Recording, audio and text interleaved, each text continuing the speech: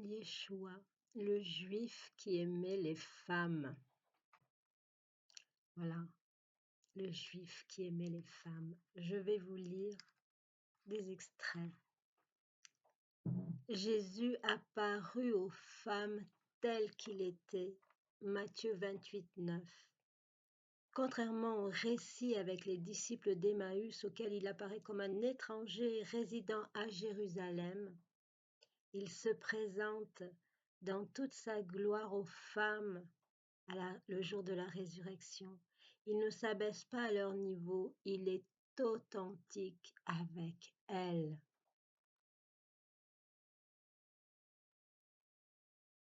Au cours de sa vie sur terre, le Christ, dépassant conventions et préjugés, s'était souvent entouré de femmes et il avait dialogué avec elles, se mettant à l'écoute de leurs difficultés, petites ou grandes, de la fièvre de la belle-mère de Pierre au drame de la veuve de Naïm, de la prostituée en larmes au tourment intérieur de Marie de Magdala, de l'affection de Marthe et Marie aux souffrances de la femme qui avait des pertes de sang, de la jeune fille de Jaïr à la vieille femme toute courbée, de Jeanne, femme de Cousa, l'intendant d'Hérode, à la pauvre veuve et aux figures féminines de la foule qui le suivait.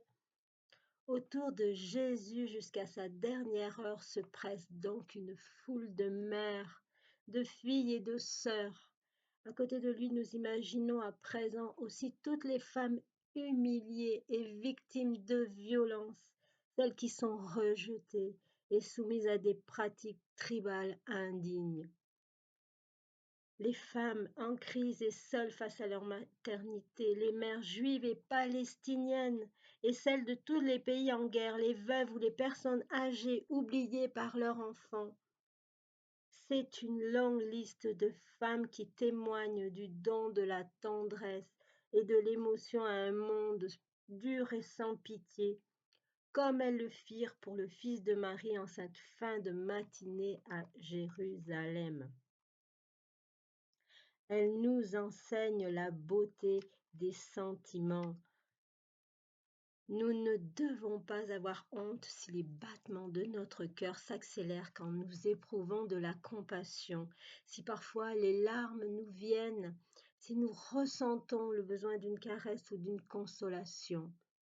Jésus, qui avait accueilli d'autres gestes de délicatesse, n'ignore pas les attentions charitables de ces femmes.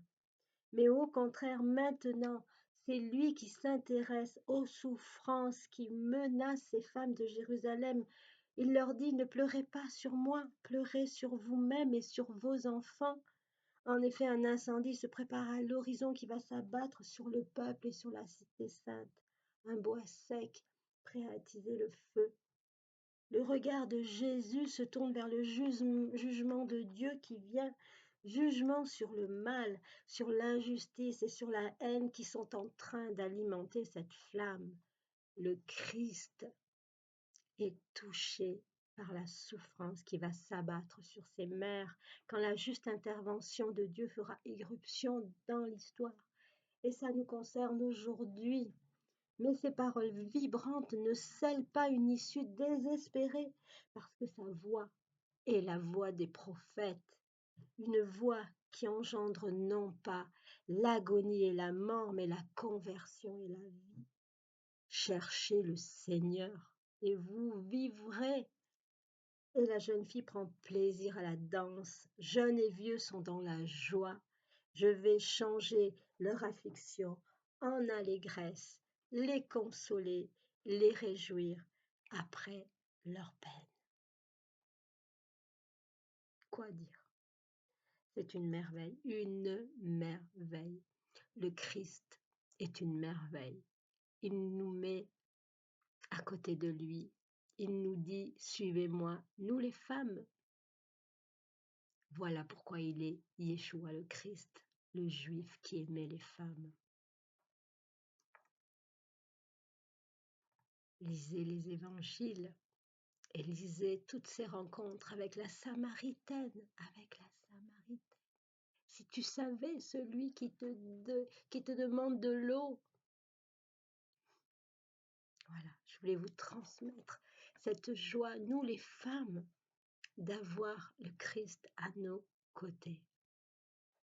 Soyez bénis, que toutes les femmes soient bénies sur la terre. Elles seront sous sa protection.